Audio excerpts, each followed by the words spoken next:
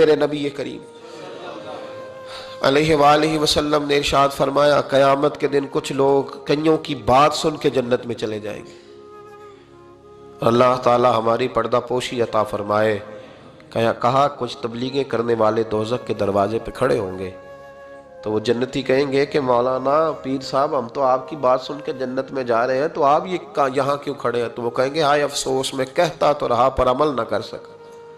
میں عمل اس سے مراد صرف ممبر پہ بیٹھنے والا مولوی نہیں، اس سے ہر وہ شخص مراد ہے جو نصیحتیں تو بڑی کرتا ہے لیکن خود عمل وہ بہت بڑا الفاظ کا ذخیرہ رکھتا ہے پر عمل کے لیے 2 سجدے بھی صحیح طریقے سے دے سکتا. پھر وہ استغفار کرے، پھر وہ اللہ کی بارگاہ میں معافی مانگے، پھر وہ توبہ کرے.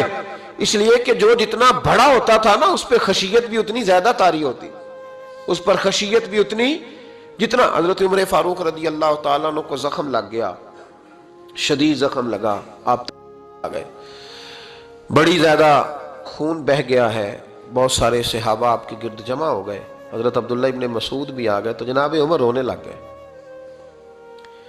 اب تو رونا آتا ہی نہیں لوگوں کو. حضرت محی الدین ابن عربی کہا کرتے تھے جس کو پورا ہفتہ ہو گیا نا وہ طریقت کا مسافر بھی. جاگ رہے ہیں آپ حضرات؟ کہتے تھے جس کو پورا ہفتہ ہو گیا نا طریقت کا مسافر بھی ہے پر اللہ رسول کی یاد میں رویا نہیں. فرماتے تھے مجھے تو اس کے ایمان پر شک ہونے لگ گیا کہ 8 دن ہو گئے اسے خیال ہی نہیں آیا. حضرت عمر میدان میں جس شخص کے کبھی پاؤں نہیں لڑکھڑائے اللہ رسول کی بات آتی تھی تو دریا بہتے تھے آنسو.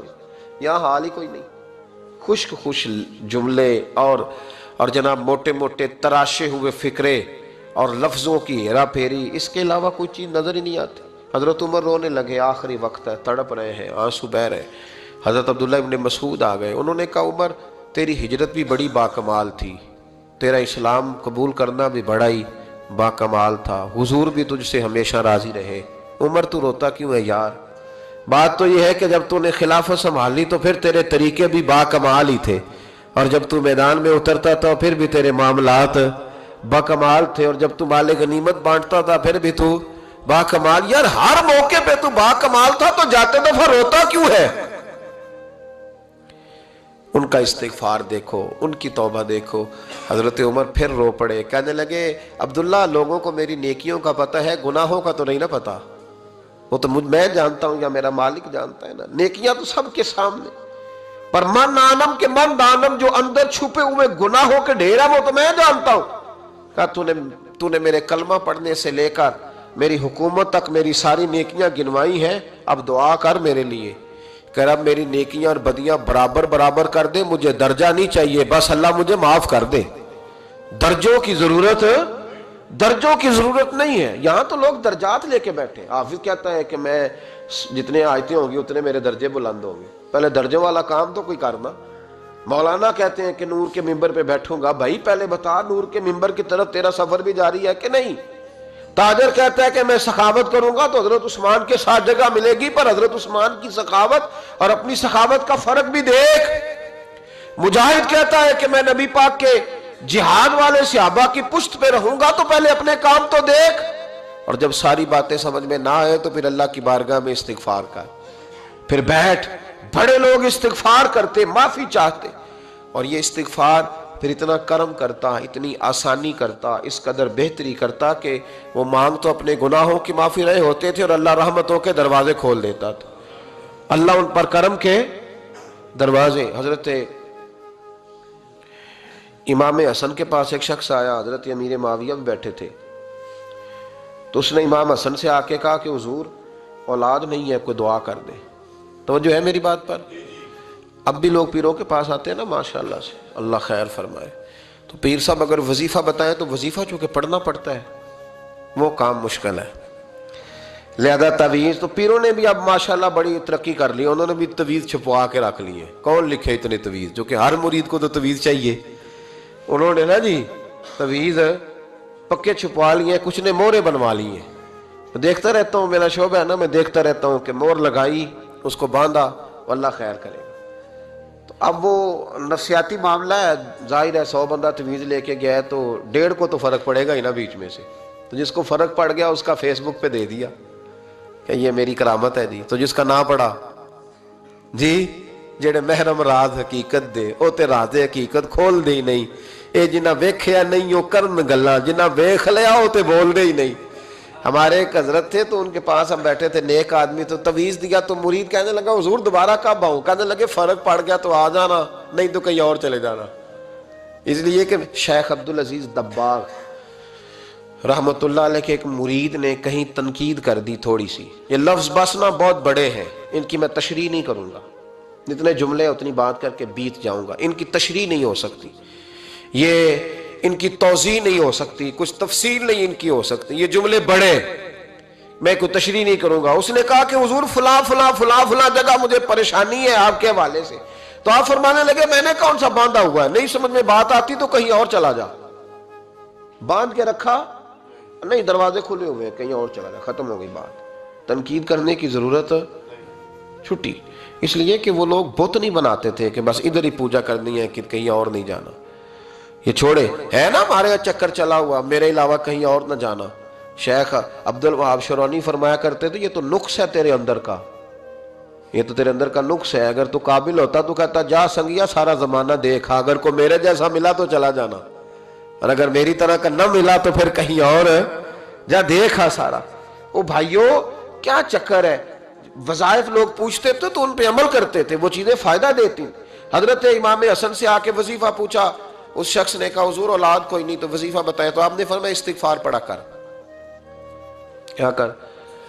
اس نے کہا ٹھیک ہے.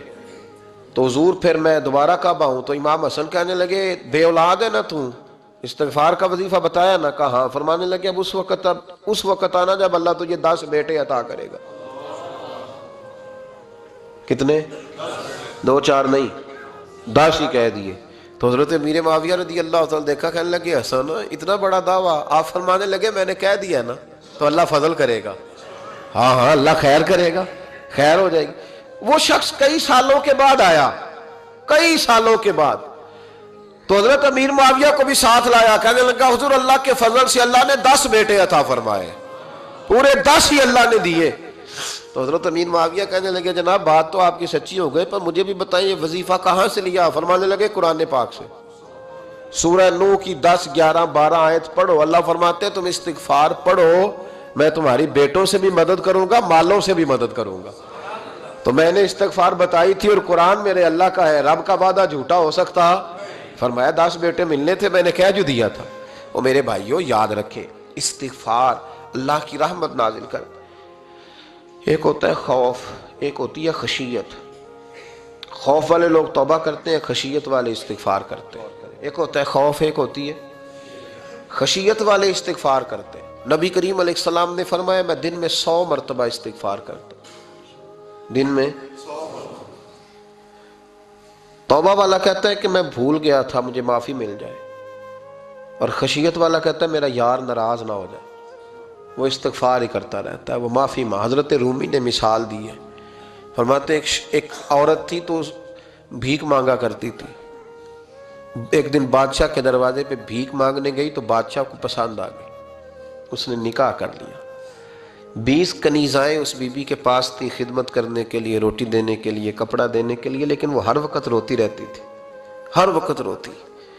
ایک سمجھدار کنیز کہنے لگی کہ ملکہ اب تیرا درجہ بہت بڑا ہے، تو ہر وقت روتی رہتی ہے، معافیاں ہی مانگتی رہتی ہے ہر وقت، کون سی ایسی نعمت ہے جو تیرے پاس نہیں؟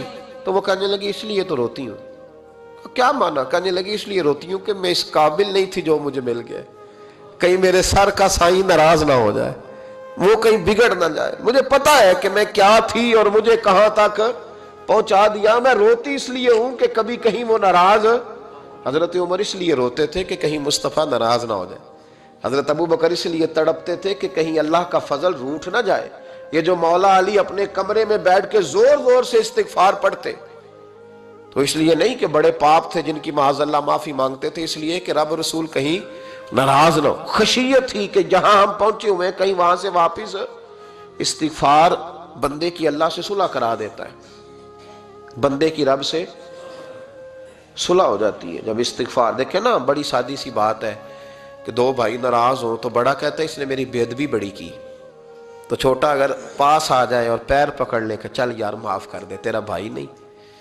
پتہ کیا ہوتا ہے؟ صرف معافی نہیں ملتی، ہاں صرف معافی نہیں، چھوٹے نے بے ادبی کر دی، بڑے کو تکلیف ہوئی، بات جب آگے بڑھی نا تو بڑے نے شکوہ کیا، جب لوگوں نے چھوٹے کو سمجھایا تو چھوٹا جب معافی مانگتا، ادھر دیکھو میری طرف، جب چھوٹا معافی مانگتا ہے نا اٹھ کے جاتا ہے اور بڑے کے پیر پکڑتا ہے تو میرا معاف نہیں کرتا، بڑا رو بھی پڑتا ہے، بڑا رو بھی پڑتا ہے، اور وہ کہتا ہے کہ وہ میں اور تم اماں کے پاس اکٹھے بیٹھتے، ایک باپ کی موٹر سائیکل پہ اکٹھے بیٹھتے، تو تیرا اور میرا رشتہ اتیار تو نے یہ کیوں، وہ جو آنسو نکلتے ہیں نا وہ درد ہوتا ہے، وہ کیف ہوتا ہے، وہ سوز ہوتا ہے، وہ لذت ہوتی ہے، وہ پیار ہوتا ہے۔ رب کہتا ہے تو معافی مانگ، انہو کان غفارا، تو معافی مانگ، میں تجھے معاف بھی کروں گا، تیرے اوپر رحمت بھی فرماؤں گا، تیرے اوپر کرم نوازی بھی کروں گا، تجھے نواز دوں گا، تجھے عطا کروں گا۔ حضرت موسیٰ کلیم اللہ علیہ السلام کا زمانہ مبارکہ تھا، قحط پڑ گیا، بارش نہیں ہوتی۔ ہم لوگ نا اب تو خیر ہمارے پاکستان میں تو ٹیبل ٹاک ہوتی ہے، ٹاک شو ہوتے ہیں، ہمارے ہاں تو پتہ کیا جاتا ہے کہ بارش ہو کیوں نہیں رہی، پھر اس پہ یہ ہوتا ہے کہ دھواں بڑا چڑھ گیا ہے، حالات بڑے خراب ہیں، فلاں ایسے ہو گیا، قحط کا ہم تو اسباب تلاش کرتے رہتے ہیں نا جی، فوق بہت زیادہ ہے، فلاں چیز ایسے ہے، فلاں چیز ایسے ہے، ہم تو یہ تلاش کرتے رہتے ہیں۔ وہ لوگ یوں نہیں کرتے تھے، وہ سیدھے جا کے مصلوں پہ بیٹھتے تھے، اس لیے کہ وہ کہتے تھے جب رب چاہتا ہے تو پھر کوئی چیز کسی چیز کو روک سکتی، وہ سیدھے مصلے پہ بیٹھتے۔ اعلیٰ حضرت فاضل بریلوی رحمۃ اللہ علیہ کے پاس ایک مولانا محمد حسین آئے، وہ فلکیات کے بڑے ماہر تھے، تو اعلیٰ حضرت نے فرمایا ذرا ستاروں کا حساب لگا کے دکھاؤ بارش کب ہوگی، کہنے لگا پورا مہینہ تو نہیں ہوگی، تو اعلیٰ حضرت رحمۃ اللہ علیہ فرمانے لگے کہو کہ میرا علم کہتا ہے مہینہ نہیں ہوگی، اللہ چاہے تو ابھی ہو سکتی ہے۔ کہنے لگا جی وہ تو ٹھیک ہے پر میرا علم، وہ جیسے روز لوگوں نے پیر نیٹو سے شاہ صاحب نہیں کھولے ہوتے کہ بارش کب آئے گی، اور اس کی طرف نہ دیکھ، مصلے پہ بیٹھ، مہربانی کر مصلے پہ بیٹھ، اللہ کی بارگاہ میں حاضر ہو، اسے معافی مانگ، اسے منا تاکہ وہ رحمت کی بارش۔ کہنے لگا جی میرا علم کہتا ہے، تو اعلیٰ حضرت فرمانے لگے پھر وہی بات، تو کہے اللہ چاہے تو بارش ابھی، لیکن یہ جو اڑ گئے ہیں نا بیچارے، یہ اڑ ہی گئے ہیں، یہ جہاں الجھ گئے ہیں وہاں یہ لوگ الجھ گئے، اللہ ہمیں الجھنے سے محفوظ فرمائے۔ تو اعلیٰ حضرت اٹھے تو فرمایا ٹائم کیا ہوا ہے گھڑی پہ، کہنے لگا جی 12، تو اعلیٰ حضرت نے گھڑی گھمائی، اب کیا بج گیا، کہنے لگا 4 بج گئے، فرمانے لگے بج گئے نا 4، کہنے لگا جی آپ نے گھڑی گھما جو دی ہے، فرمانے لگے اللہ بھی جب چاہے تو ستارے گھما دیتا ہے، اللہ بھی ستارے گھما دیتا ہے بارش۔ کہنے لگا جی وہ تو ٹھیک ہے پر مہینہ نہیں ہو سکتی، اڑا ہوا بندہ اس کا کوئی علاج ہے جو اڑ جو جائے، اس کے لیے قرآن کہتا ہے وَإِذَا خَاطَبَهُمُ الْجَاهِلُونَ قَالُوا سَلَامًا، اسے سلوٹ کرو دور سے، اسے کو تو جان اور تیرا۔ کہنے لگا جی ہو نہیں سکتی پورا مہینہ، فرمانے لگے یار تو جا اپنا کام کر۔ وہ شخص کہتا ہے میں نے دروازہ کھولا اعلیٰ حضرت کا، کمرے سے باہر نکلا تو تیز بارش ہو رہی، واپس آیا تو میں نے کہا احمد رضا یہ عقیدہ کہاں سے لیا ہے، فرمایا دروازہ مصطفیٰ سے لیا ہے صلی اللہ علیہ وسلم۔ تو یاد رکھیں کہ اللہ کو منانا چاہیے، استغفار کرنا چاہیے، اس کی برکات۔ حضرت موسیٰ ساری قوم کو لے کے نکل گئے، آؤ بھائی میدان میں اللہ کی بارگاہ میں استغفار کریں اور بارش کا سوال کریں، بارش مانگے۔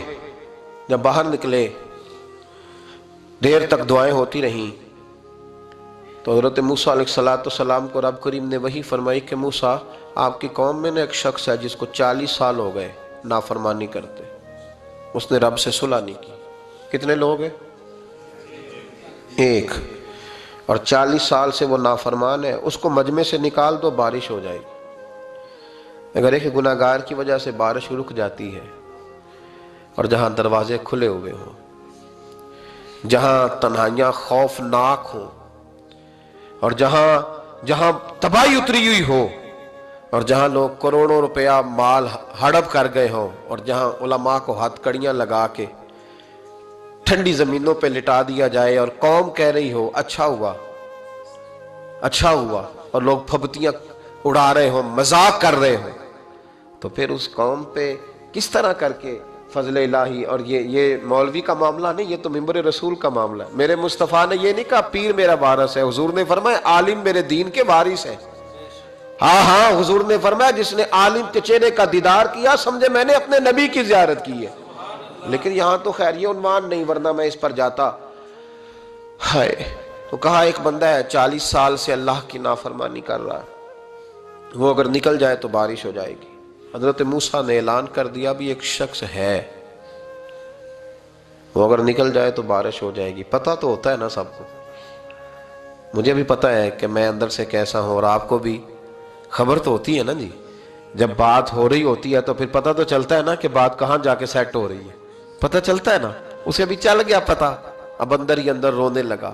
اور دیکھو امام رازی اور امام غزالی دونوں نے لکھا ہے کہ اس درد سے رویا، اس درد سے کہ ادھر والے کو بھی پتہ نہ چل جائے، مجمع کے اندر کھڑا ہے اور ادھر والے کو بھی استغفار دیکھو، ادھر والے کو بھی پتہ نہ چل جائے اور ادھر والے کو بھی کہیں ہجوم میں غم میں بھی توہین نے ضبط غم نہ ہوئی.